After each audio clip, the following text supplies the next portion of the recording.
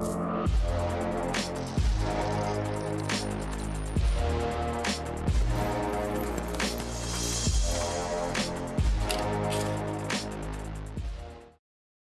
right, hello everybody. Can you guys hear me? Not sure everything is set up properly. All right, I get a yes from Thierry. Excellent. I don't know if people are going to be joining very much today, if we're going to have a big participation or not. There's an alliance call that I was on up until about 30 seconds ago concerning the arbitration and dispute resolution working group. So I was on there. I asked a couple of questions, but just before leaving, and I really wanted to actually stay on that call. So hopefully there's good participation right here, right now, and I can give you a little bit of a debrief of what we were talking about. And I'll catch up later, and I'll watch the recorded video. It's being live streamed, and so if you don't want to be here, feel free, go away. I won't feel bad at all. It's really interesting topic. It's a really interesting discussion. Arbitration and dispute resolution. And on the call, I was being led by two of the facilitators that are on that working group for the Alliance. So Ian Grigg, who is the inventor of Ricardian contracts. He invented Ricardian contracts, I believe, in 1995. So if you want to maybe ELM link a Wikipedia to Ian Grigg, Grigg. So he invented Ricardian contracts, and the Ricardian contracts are used in EOS. So for those of you who don't know what a Ricardian contract is, high level, the easiest way I can explain it is taking a standard, I guess, in our case in EOS, taking each line of code and associating words and intent to those lines of code. So the general idea is, there you go, yeah, Ian McDonald Griggs. General idea is, like, most people are not developers. Most people are not coders, programmers. And so whenever they look at code in the backend to, let's say, verify whether or not they would agree with that code, well, if you're not a developer, a programmer, a coder, then you probably will not be able to read those lines of code. You won't be able to make sense of it. And so Ricardian contracts, what they are is they associate intent, words, with those lines of code. So with each line of code that appears, you're going to have the equivalent of what the intent of that line of code was. This has many advantages in EOS and blockchain in general, because if ever, and you can talk to any developer about this. I mean, just ask a developer: have you ever written a program that didn't have bugs in it? Of course, nobody's ever written something that's completely flawless. There's always bugs. There's always something somewhere. And generally, the idea obviously is not ill intent. It's not meaning. It's not on purpose that you would write a bug or that you would make a mistake. But the idea is, with a Ricardian contract, you're able to say, when you write your lines of code, you're able to say what those lines of code, what the intent was, what you wanted to represent with those lines of code. So that should, in the future, and this is how it applies to blockchain and how it's really important in EOS, should in the future a bug be discovered, and that bug have nefarious effects, whatever those effects may be, then you could go back to the Ricardian contract associated to those lines of code to show that, well, the intent of this line of code was to blah, blah, blah, blah, blah. And, oh shit, I made a mistake in the code. That's not what the code says. Like, I made a mistake, but the intent was to do this. Therefore, it would allow us to go back and change the code, fix the code, without having to fork or without having to do any big brouhaha on the chain, because it was clear that it's a mistake. And everybody agrees that's a mistake because the developer clearly wrote the Ricardian contract associated with it, so clearly wrote what the intent of the code was. The people affected, let's say, by the bug would say, well, clearly, I mean, I'm whatever, let's say it was a game, it's a line in a game, and you're writing a game, and that for some reason you lose your EOS tokens because there's a flaw in the code, and your tokens are being frozen some way, some shape or form, whatever it is in this example. And as a user, you'd say, well, clearly when I played the game, my intent was not to lose my tokens. The developer would say, clearly when writing the code, that was not my intent either. Look at the intent, look at the Ricardian contract. And so everybody would agree. And then through arbitration, you'd be able to go back. An arbitrator would check and say, yeah, clearly, okay, both parties, everybody's cool with this. This was not the intent. The intent was not to have a bug in this code. Let's go back, revert, and then the developers would work with the block producers to fix that line of code, re-implement the line of code in the blockchain, and most likely the tokens or whatever in that case, the error would be fixed. So Ricardian contracts, super important. So Ian Grigg on that call, he's been leading arbitration and dispute resolution for EOS. He's been a voice of leadership now for quite some time. And the other person on the call is that was leading this is Amy Wan, and she just wrote an article. Maybe Elam, I don't know if you can find it. Amy Wan just wrote an article on arbitration and why it's important. It's a Medium article. If you can't find it, I'll Google it. But maybe just try to Medium and then Amy Wan, AMY. Wan is a WON, I believe, or WAN. Sorry, WAN. Amy Wan. So she wrote a Medium article, really quick, super small, very good, just talking about how in economic ecosystems, how dispute resolutions and arbitration in general are so crucial, especially to small businesses, to attract small businesses, because we need to provide small businesses with a medium of recourse. If we're going to see mass adoption on EOS, a lot of it will come with high transacting style businesses, and those typically come from, there you go, from Sage. She's the CEO of SageWise. Those will typically come from a lot of small businesses that are going to be doing massive amount of transactions. And at some point, if we really want this to be scalable, and this is one of, I guess, the concerns of the people who are not in favor of having arbitration at the base layer, they're saying this is not scalable. At some point, you're just going to have so many requests and so many claims. How are you going to be able to deal with that? And if we take, so Amy Wan she's very famous in the sense that she's been doing this for a very, very long time. She worked for the federal government in the United States for a while. She was a partner at a law firm, and now she's CEO and founder or co-founder of SageWise. And one of the things that they do, and I don't really want to put words in her mouth or anything, but one of the things that they do is automate, or I guess figure out ways to automate and develop processes to automate dispute resolution systems or arbitration systems for large scale companies. And this is where they come in with EOS. And part of the idea is, if we want this to be scalable, if we want arbitration to be scalable, at some point, most of the arbitration will have to be automated. And what I mean by that is, if you look at eBay, for example, I'm not sure what the actual figure is. I believe it's roughly 95%. So roughly 95% of all arbitration cases, all dispute cases on eBay are resolved automatically through I guess AI. It's resolved through an algorithm, just because there's just so much volume, right? So at some point in EOS, we're going to need something similar to that if we want arbitration to be scalable. And if the premise is that we need arbitration, or we need that security, because it's so important to any economic ecosystem, and it's so important for these small businesses and for users to provide them with a medium of recourse, for us to be able to achieve really kind of the end state goal of what we would like to see, and what would be amazing, and how this would bring so much value to the EOS ecosystem.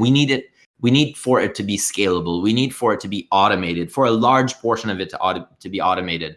So just like I said, eBay as an example, I think it's 95% of all dispute cases are resolved automatically. And there are ways to do this. And so this is not new. This is not something that's, just pull out of a hat and let's pie for sky, kind of like IBC right now, where everybody thinks it's cool, but nobody knows how it's going to work. And there's really nothing behind it. This automation of arbitration is not new. This has been going on for a while. We have a lot of real world cases in systems that are, if not as large as EOS, larger than EOS in terms of volume. I mean, in EOS, we might see at some point, if this works out really well, and if EOS becomes the blockchain of choice for enterprise solutions, and it's currently the only one that can do this. We were talking with the founders last night, the co-founders of EOS Nation, and how, what's the advantage with EOS right now? Well, if you're a small, if you're an enterprise and you want to do business on the blockchain, EOS is the only one right now that can accommodate the throughput, the volume, the resources for you to be able to transact. And one of those key features on there, if you're going to be an enterprise, you want to make sure that your funds are safe. You can't, as an enterprise, tell your clients, well, sorry, we can't guarantee that a hacker might not come and take the funds, or that if something happens, you won't have recourse or whatever. And I strongly believe that this is one of the reasons why we haven't seen mass adoption on any blockchain right now. One is the technical capability of the blockchains that we have in terms of platforms, right? So if we look at centralized blockchains, there are plenty that are way faster than EOS. But if we looked at a decentralized platform system such as EOS, there are none that even come close to what EOS can achieve in terms of transactions per second, in terms of technical capability. On top of that, technical capability alone is not going to bring mass adoption, in my opinion. You might disagree with that. I don't believe that it will come until we have an effective medium of recourse. And that medium of recourse, in my opinion, needs to be at the base core level, so that it's automatic. As soon as you transact on this blockchain, the first time ever, you're protected at the base layer. It's kind of like having a playground, and as soon as you come in, you already know that you're being protected while you're on the playground, or while you're in the theme park or whatever. It's automatic. You don't need to go out and buy a ticket for insurance afterwards. That's something that you could do as an add-on, but as a base layer, you're automatically provided. So I think that that's really important for small businesses, to attract small businesses. So that's what we were talking about. I had to drop off the call. I'll go back and listen to the recording afterwards, but I invite you to check that out as well. Maybe Elim, you can post the live stream, the YouTube link. That'd be great, and then people can go either leave here now and go listen to it, or go listen to it afterwards. I see that Thierry has a question. So could some user be added automatically to the BP's gray list based on an automatic arbitration result? Can you elaborate on that question? What do you mean by, can some users be added automatically to the BP's gray list? What do you mean by the gray list? Because I know what a gray list is, but what I'm not sure is arbitration result and then BP's. It seems like maybe, I'm thinking maybe you meant blacklist, but clearly you wrote gray list. Can you just elaborate a little bit? Because then you're saying users. So by users, you just mean accounts. So for example, right now, in the BP's gray list, some people have added the Block Twitter account because they've been they've been using a lot of the CPU, and we've seen what that's been doing. And Elim, maybe you can link, maybe you can find the Gray Mass article. That's a really good article that explains what gray listing is and what the intent is and how that works. And there's a really good little metaphor to the blacklist. Yeah, okay, can add.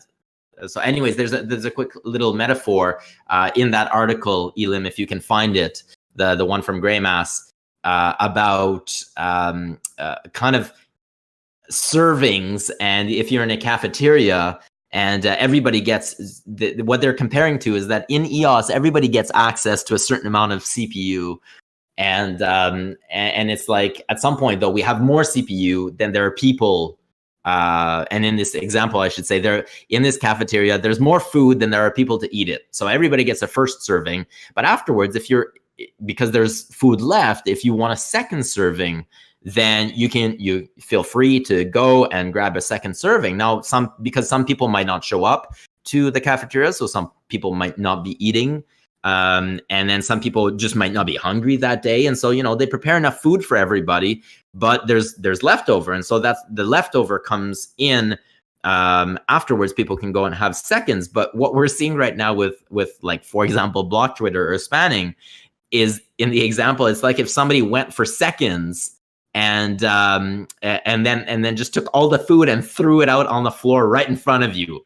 And that's how like spamming feels like, because they're just wasting the CPU kind of deal. I found that was interesting. So the gray listing, the concept behind that is to graylist certain accounts to prevent them from going for a second serving in a way, because you know that they're not really bringing anything to the ecosystem.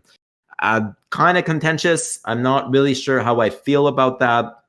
Obviously, there are effects of people not being able to send transactions on the network because they don't have enough CPU staked, and the network is being used by, for example, in this case, Block Twitter, who's spamming the network.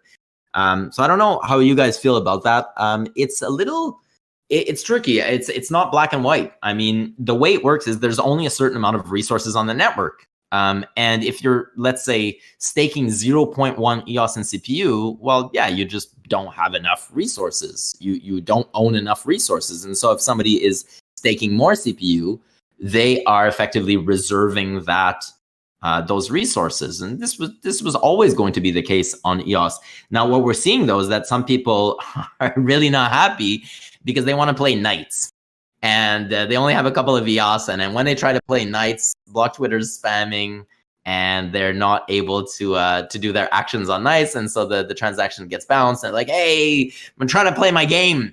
Well, so a part of me feels like, well, I guess you just need more tokens in order to play that game on the blockchain. Like, it's pretty amazing that so just the premise, going back, it's pretty amazing that we can play a game on the blockchain. So just think about that for a second. You're playing game on the blockchain. That's really freaking cool. Now, in order to do this, of course, there's a cost to the network. So there are BPs. We have machines. We have to run our infrastructure. We have costs to do this. So these resources are not necessarily free.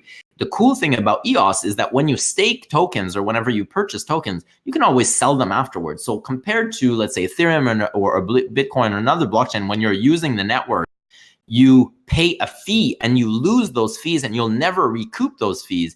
In EOS, if you're staking more to participate and have access to more resources, at any time you can unstake, wait 72 hours and sell those tokens. And so you're reserving resources and it costs you something. So there's an initial cost, but then the idea is that you can always recoup in the end, right? I'm seeing that there's questions, so I'll go. Up to now, only CAF can ask the BPs to add someone to the blacklist. Could the process be automated? So are you talking about the gray list again or the blacklist? So the process could be automated, yes. However, with the blacklist right now, everything is very manual. The idea is in the future, we would be automating this through sudo, so that it would require 15 out of 21, not all 21 out of 21. The problem with all 21 out of 21 is if anybody who does not have the blacklist on in their I don't know what the correct wording is, but if somebody hasn't put the blacklist in their list, I don't know what the name is, it's escaping me right now, then it doesn't go through. Well, with sudo and with 15 out of 21, you wouldn't need everybody, it would just be put on chain. But again, you're switching back between gray listing and blacklisting. So maybe Thierry, if you could just rewrite your question, that would really help, because I'm not sure where you're going with this.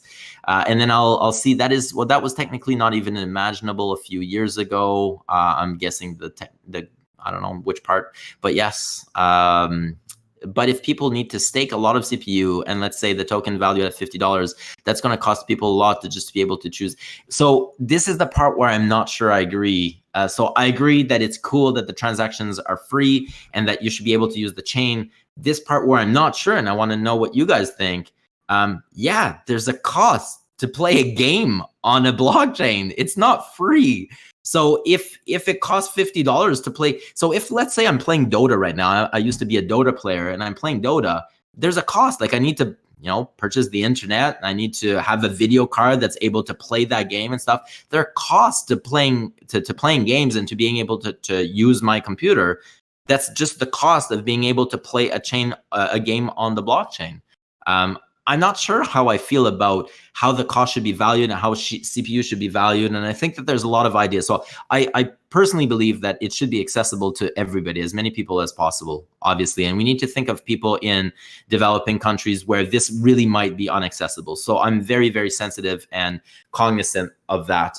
And I do want to find ways to optimize so that everybody can have access. And one of the ways I think that we will see maybe a potential fix to the CPU issues that we're seeing right now is multi-threading. So we talked about that with Denis last night, our CTO. And one of the things that could result is that all of us, all the nodes right now, all of our nodes, I believe we have 11 nodes. Each node has 48 CPUs accessible, but because EOS is single-threaded right now, we're only using one of those CPUs. So we're effectively wasting 47 CPUs per node. And because we have 11 nodes, we're effectively wasting, in a way, 517 CPUs that are there. We're paying for them. They are functional, but they can't be used because EOS right now is single-threaded. So one of the ways that eventually we would be able to reduce the burden, or I guess reduce the cost of CPU resource on a network, would be to find a way to enable multi-threading. In the meantime, however, the blockchain that we have and that we have access to is single-threaded, and there is only a certain amount of CPU to go around. And there's somebody out there with, for example, I think the Dice game has 250,000 or 200,000 EOS staked in CPU. Well, if I only have one EOS and I'm only staking 0.1 EOS in CPU, why should I be able to play my game? I'm just playing devil's advocate here. Why should I be able to play my game and have access to play my game at any time I want when that guy over there has over $1 million worth of EOS staked in CPU because he needs it for his business? Just playing the devil's advocate here. So at some point there is a balance, and this is how right now the algorithm is currently designed, is that the person who reserves the most gets access to the seconds. And then maybe you just don't have enough reserved. So yes, how is that fair for people who maybe don't have enough? Well, this is where I'm torn because, well, there's a cost to play a game on a blockchain. At the same time, let's just figure out a way, regardless, of making it more accessible for people. So in the interim, blacklisting is an interim solution where you can blacklist people. I'm still not sure how I feel about that because who decides? So right now we're saying block Twitter is spamming. Well, what if like we'll say, well, gambling is not cool, and so we're gonna start gray listing the gambling accounts because they're using too much CPU. Like, where's the line between what's acceptable and what's not acceptable? What's spam and what's not spam? We need to solve this before that becomes the issue. Just because you said there should be more user, what's your thought on this? The fact there's only 31,000 people download Scatter for any kind of business targeting for 30,000 users, very small market. Yeah, so the Scatter is one of the tools that people are using. For sure, I use Scatter. I think it's a really good tool. It is, I believe, right now the most popular tool, unless somebody can find or can tell me another more popular method of interacting with the blockchain than Scatter. I do know, so regardless of this does not mean that there's only 31,000 users, because there's a lot of people that are using mobile wallets. We've got the EOS Lynx mobile wallet that was released not too long ago. Apparently it's very popular. I know that Mi1 has a wallet in China. I know that StartEOS has a wallet. So there's other people that have wallets and they don't necessarily interact with Scatter. And so just because you didn't download the Chrome application does not mean, and Scatter is also working on a desktop version. So eventually even that number won't be valid anymore. So yeah, there are 31, I guess, downloads of the Scatter Chrome extension. Sure.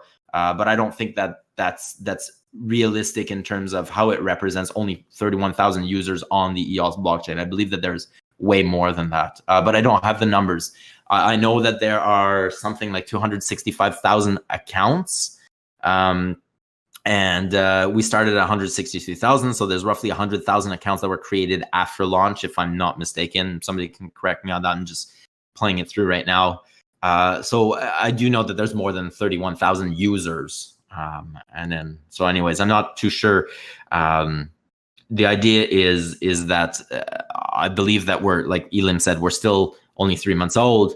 This will grow. I think that there's going to be way more than that. And each user, it's not really qualitative as well. I mean, one user might have 1 million tokens, might have 0.1 token. I really don't know. Now, if we go back to, I don't know, do you guys have questions? Like, you guys have anything? If not, the other thing I want to mention in the meantime is, first of all, thank you very much, Damien from Acro EOS for joining. So Damien and I met on a couple of occasions. The first time I met Damien was in Seoul when I went there in late May. So Damien was there, super cool guy. Go check Acro EOS out.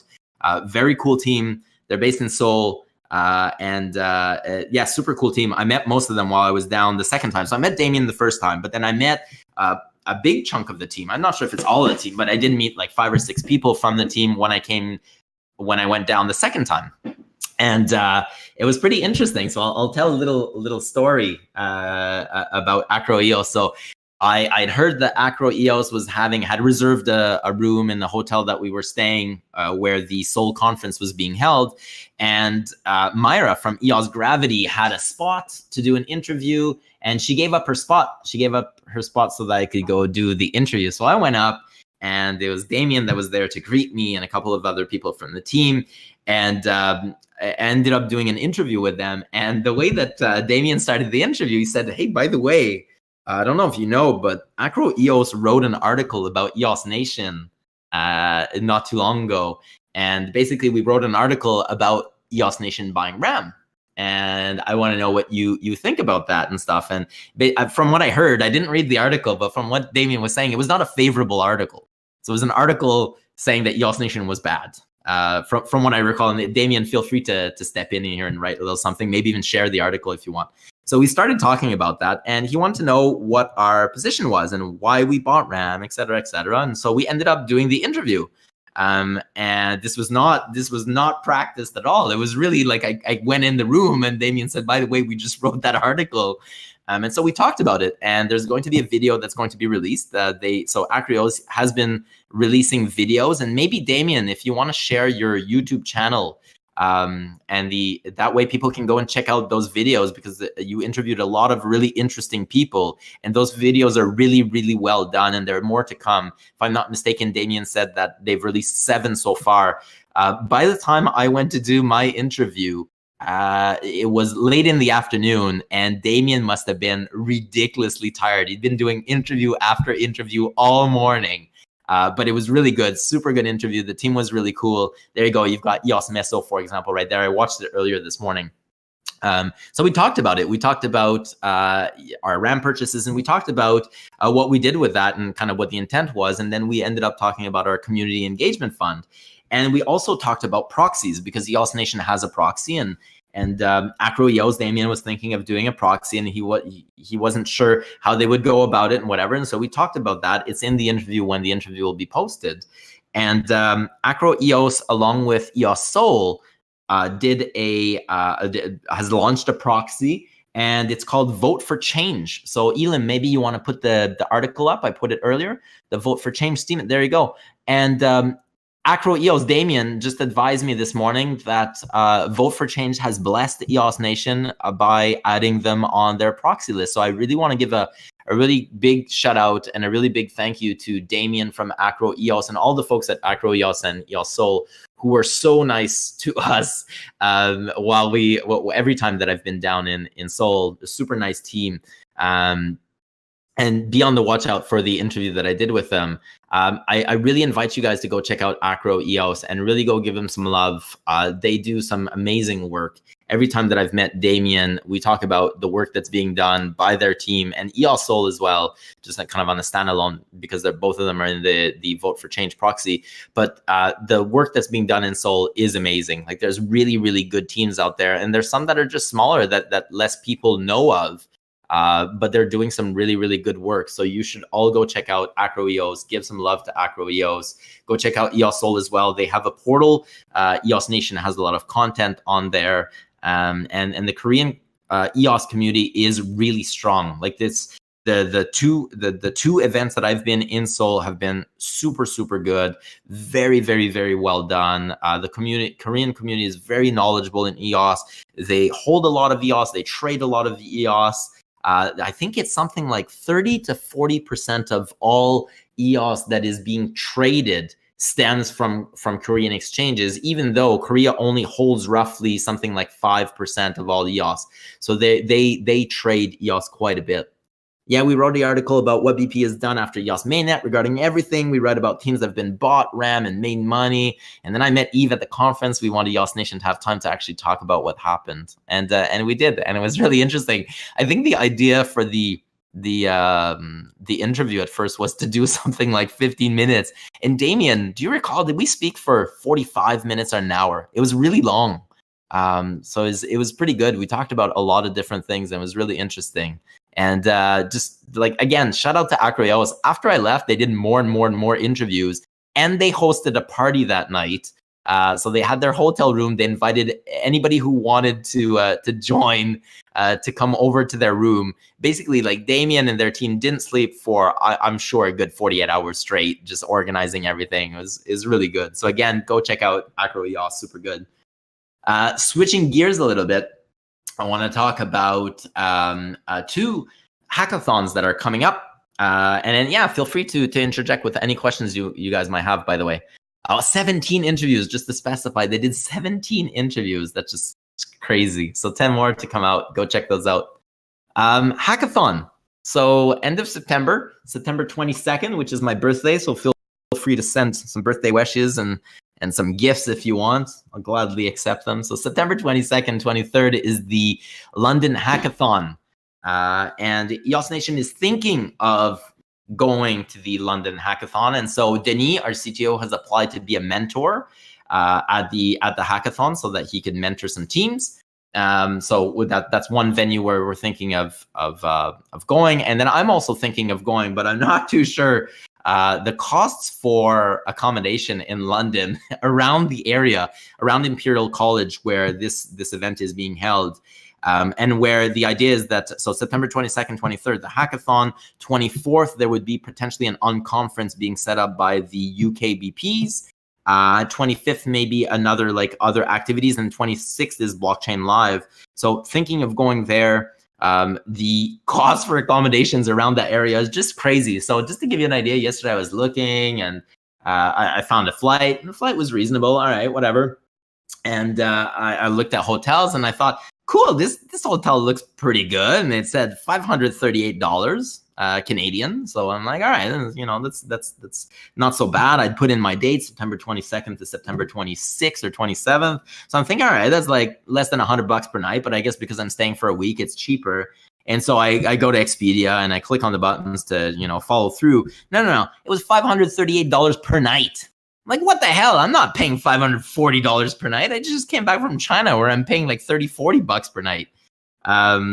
And so anyways, I've been looking into accommodations. So if you guys know of good areas in the Notting Hill / Imperial College region of London, that would be interesting. I'm looking to see if maybe I would be able to go. So that's one thing. It'd be really interesting to go out and meet our UK colleagues. And this time, in terms of judges for the London Hackathon, Brendan Bloomer and Dan Larimer will be there. So that's pretty cool. So yeah, so we're thinking of going there.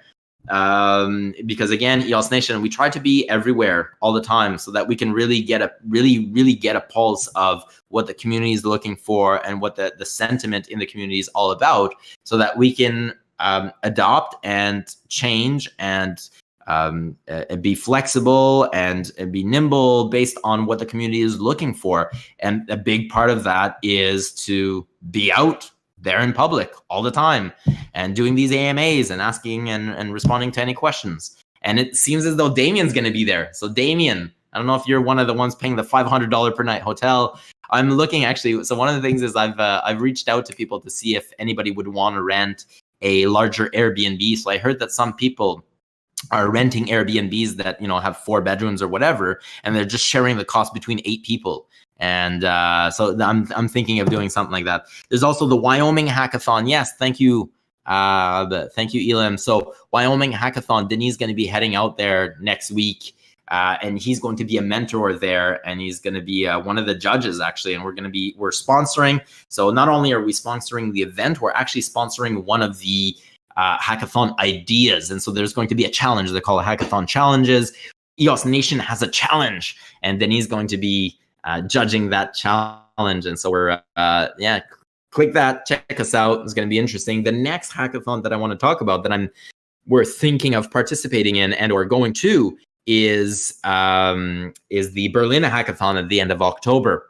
So again, EOS Nation trying to be trying to do a lot of different work in different areas all around the world. We're going to be so I'm thinking of going to London at the end of September. We've got Vincent, one of our co-founders, who's going to be in France and in Switzerland at the same time. So roughly end of September, early October. And then our other co-founder, Daniel, will be going back to England mid-October as well. So we're traveling quite a bit.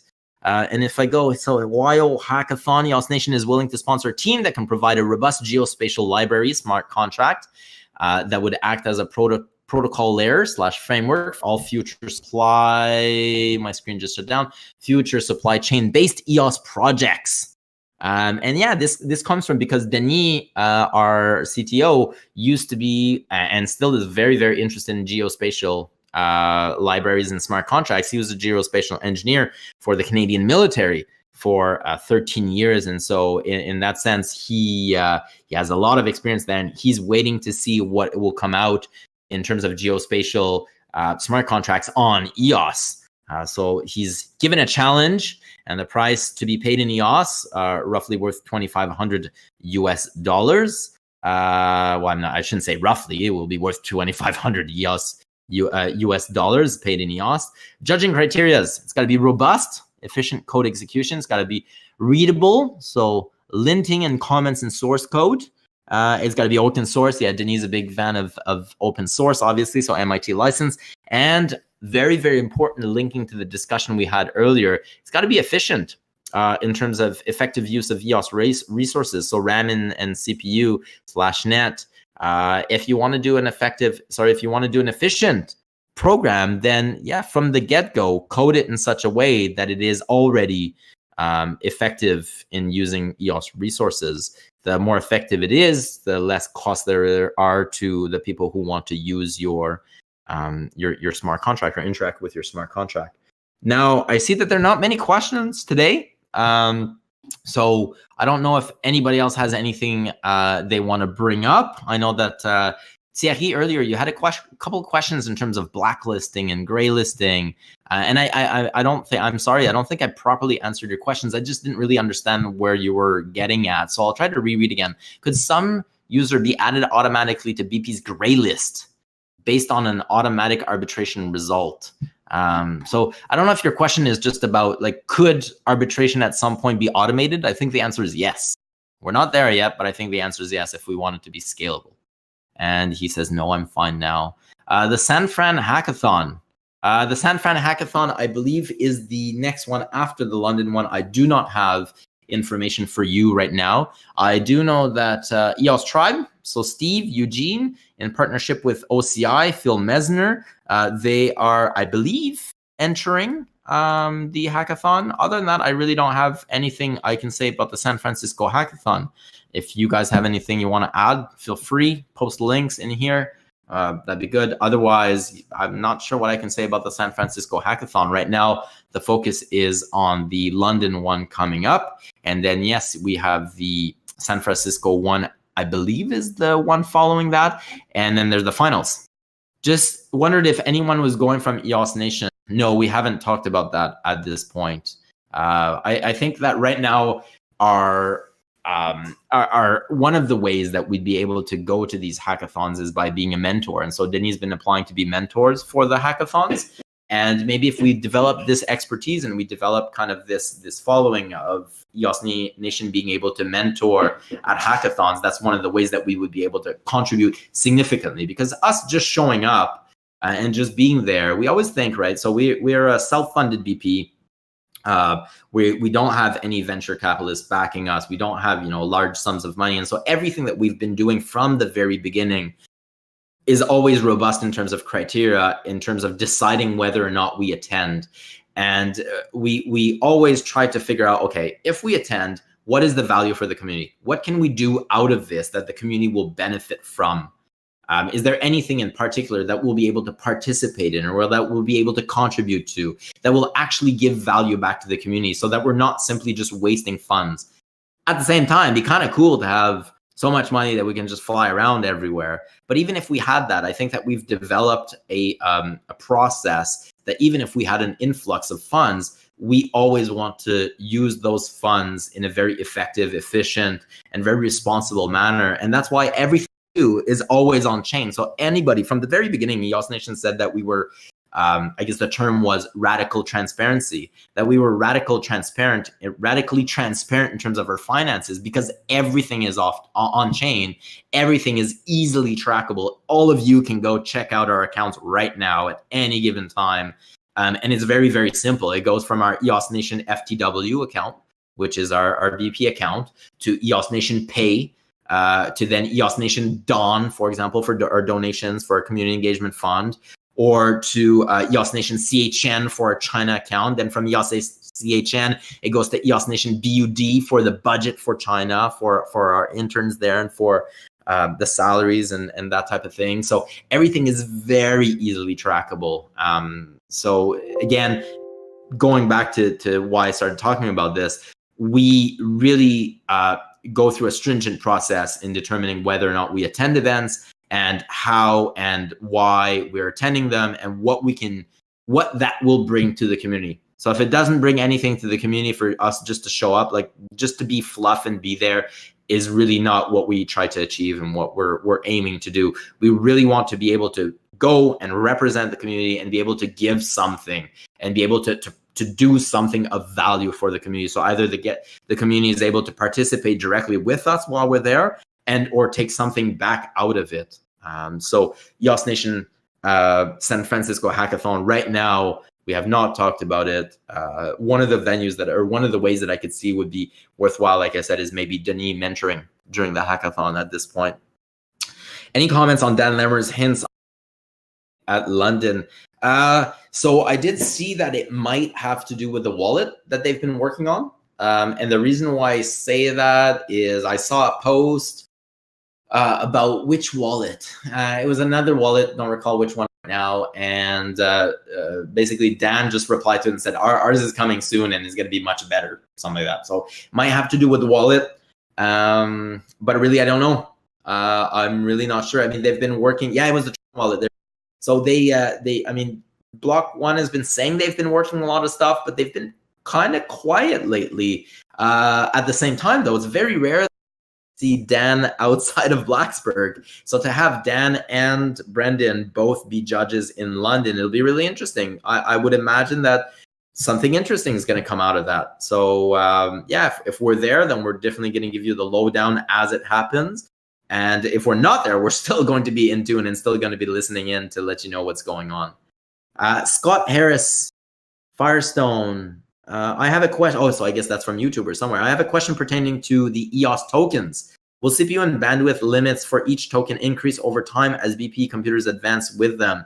Actually, that's a really, really good question. So I think that the biggest improvement that you would see, Scott, is if we're able and when we're able. I don't see why we wouldn't do this if it's possible. I don't know how long it's going to take, but if we're able to adopt and be able to use multi-threading, we would be effectively, like I know for EOS Nation, we'd be adding 47 CPUs per node. We currently run 11 nodes, if I'm not mistaken. So that would be effectively adding 517 full speed CPUs, just us. And you've got all the other block producers doing this as well. So I would imagine that through multi-threading, if we're able to do that, and when we're able to do that, if really that's what we're going to do, this would dramatically increase the amount of CPU that's available on chain. So for that, I think that is, in my opinion, right now, the most viable solution, which is really not that complicated because hardware-wise, so it's just a question of, well, it's not just a question.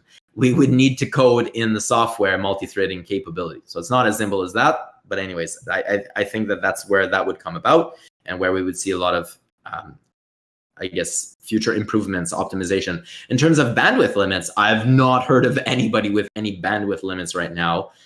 You can stake very, very little very little EOS into net right now.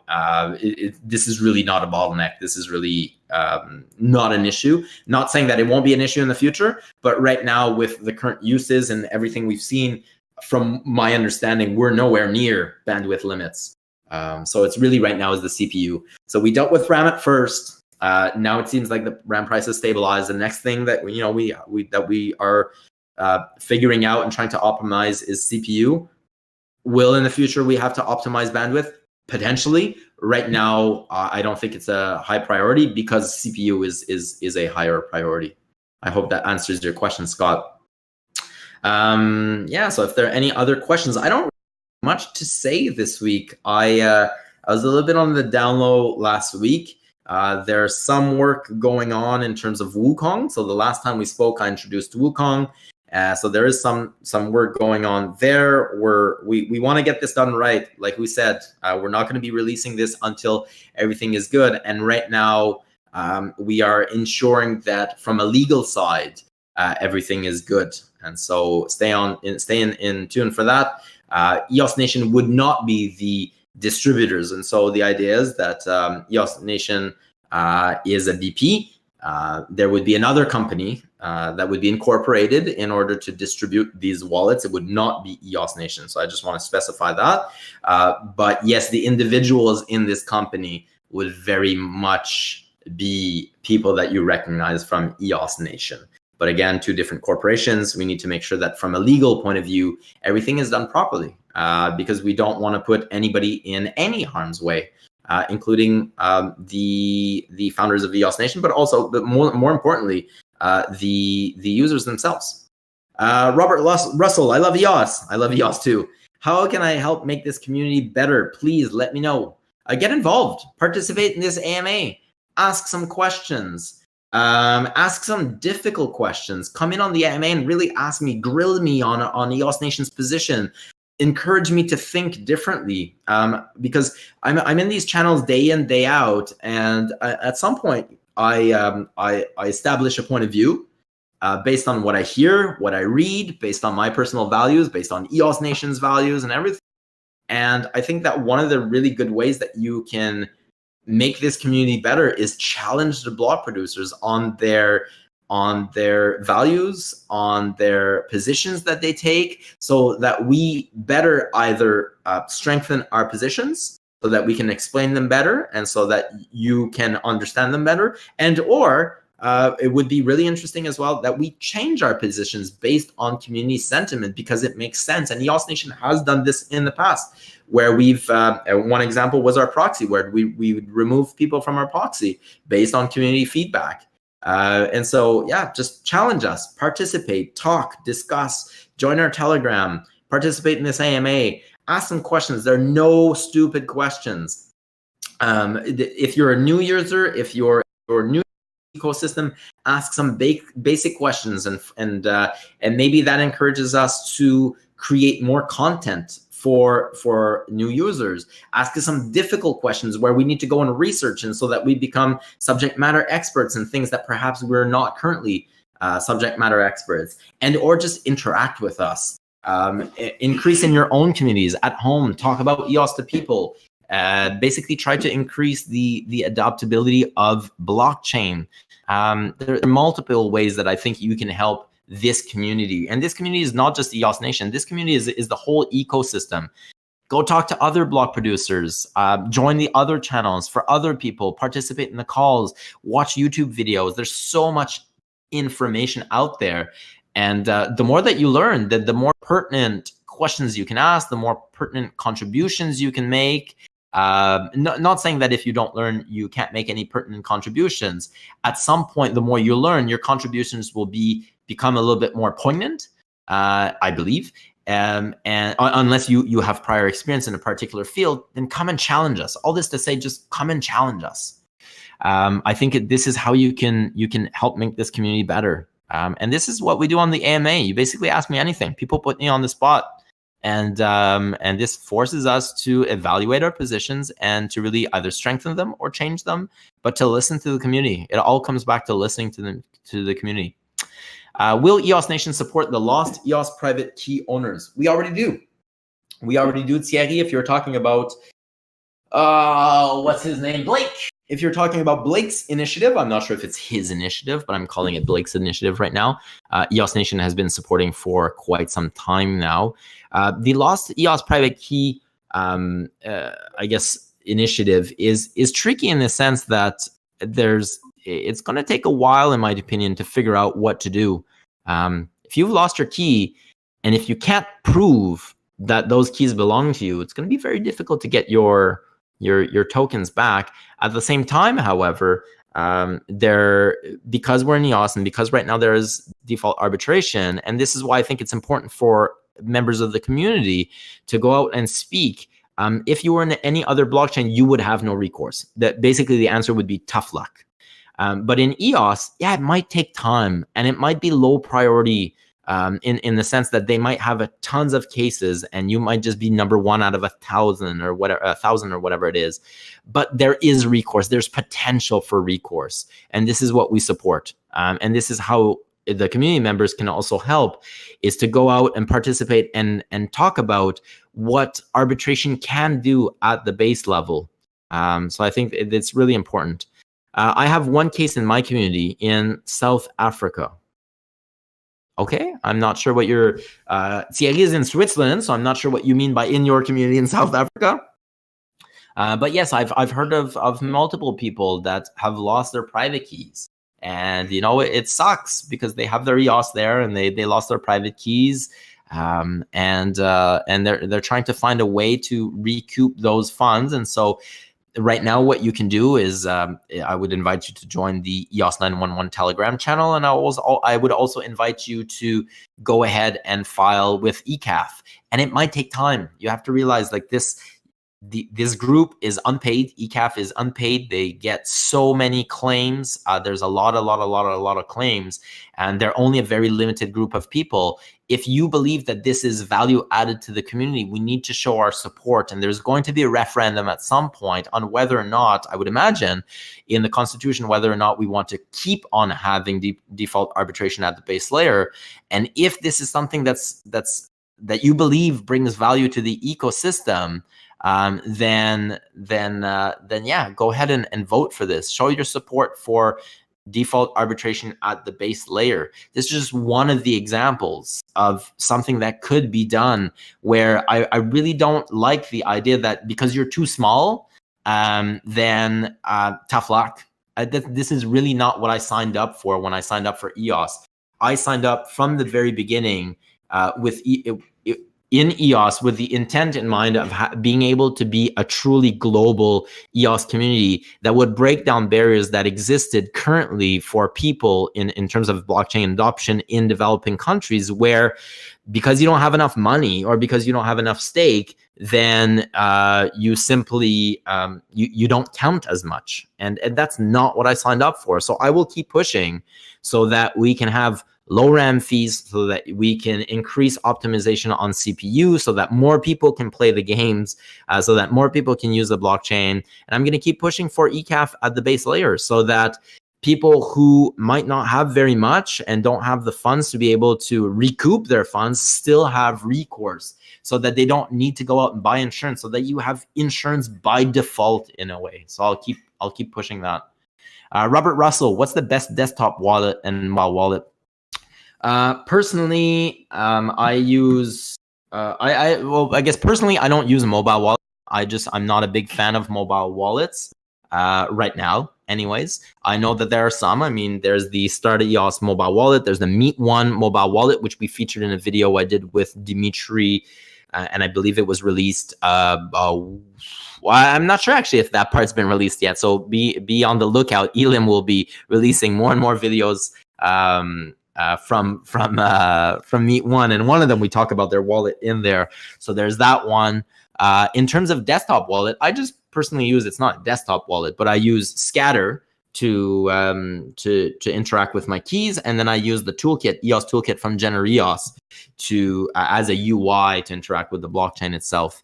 There's also GrayMass. I've used GrayMass in the past as well. There's the Lynx wallet, which I've not personally used, but I've heard is very popular lately.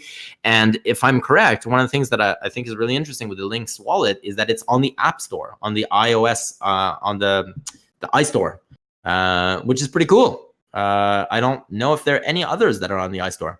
Yeah, there's a Raspberry Pi hardware. Yeah, there's tons of wallets. I would not encourage anybody to go out and make your own wallet.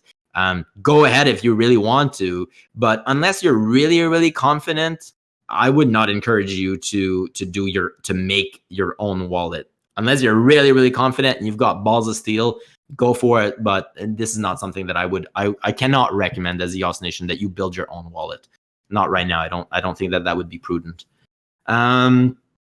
What else? My community is worldwide. Yes. Awesome, Thierry. Yeah, we do have that worldwide community. I just find it interesting that you say you have one case in South Africa. I'm fairly certain there's more than one case that we're aware of anyways, that I'm sure you've heard of more than one case. Instead of burning these 4% funds, they could pay ECAF. Yeah, so that's one of the proposals is if you've been following WPS, and which EOS Nation is in support of, the idea would be that there would be a portion of the WPS funds that would be attributed as emergency sooner rather than later, and one of the emergency buckets would be for ECAF. So yes, EOS Nation does support ECAF. Yes, it needs help. Yes, it can be improved for sure. Like when I'm saying I support ECAF, I don't mean I support ECAF and it should suck and it should not be great and it should not have better customer service and it should not communicate more and it should not have more people and should not be able to accommodate more volume. No, on the contrary, we need to find ways to empower ECAF so that they have more resources, so that they can accommodate more claims, so that they can maybe automate a bunch of claims. So I fully support that. And then one of the ways, we do support WPS as well. And one of the ways of supporting ECAP is through WPS funds eventually in the future. So I do support that. I think that that's really good. I did talk about in lengths about WPS last week and how I do not believe we should be burning the funds. I just in general in life, this idea that we create rules and we create systems in general as humans, always looking at bad actors and malicious people at the center. And this is kind of what we design our systems, or this is the premise when we design our systems. So we create rules because of the bad people. We create rules even though, let's say 99% of the people are good and good intentioned and will play by the rules, and they don't need rules. They don't need to tell them what's good or bad. But we create rules for that 1% or whoever's left over.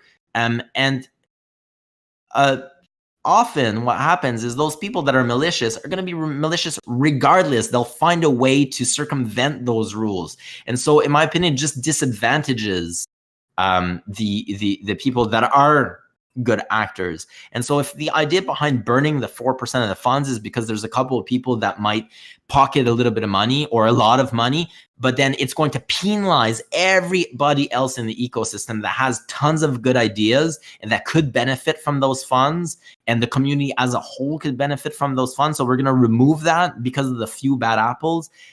I'm not really cool with that. Let's try it out.